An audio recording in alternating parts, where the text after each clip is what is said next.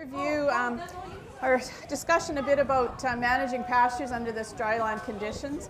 I was initially invited to come to the field day today to talk about a perennial forage variety trial that's happening throughout the province. And Ken was going to seed a site at this, a version of the trial at this site, but because it was so dry, we decided that seeding maybe wasn't such a good idea this year. So instead of talking about perennial forage trial, just I'm going to talk a little bit about managing pastures. So I think the majority of you are probably croppers here. Is there anybody that here that is managing pastures? Have cattle that you're working with?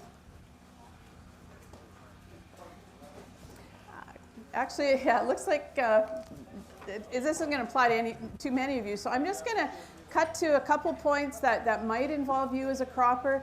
One of the options for people that are really struggling with having enough grass for their cattle this summer is working and using annual crops.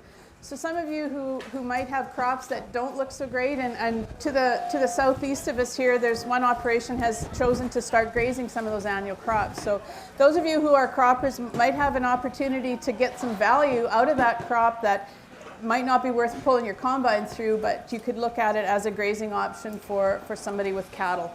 There's lots of electric fencing options now that guys can turn a field into a pasture without too much hassle. So I'm not sure, Ken, that it's really worth going through some of these other options, but is there any discussion like on the value of those annual crops as far as a grazing crop, grazing forage?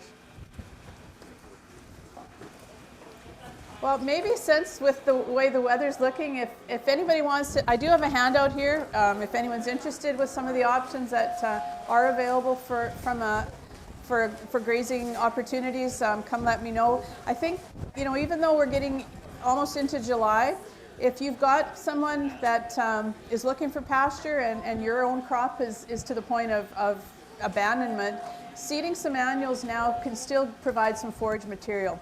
So there's some cocktail mixes, there's warm season crops like some of the millets, and it was discussed earlier the benefit of mixing some of those crops so that there might be some benefits to you as a landholder and a crop grower on having some of those crops that could be forages and then having cattle dispersing those nutrients on that land. So I think with that, Ken, I'm just going to wrap and turn it over. Nobody's too worried about the pasture situations. It looks like we're going to get a bit of relief here maybe with Mother Nature. So I'll leave it at that.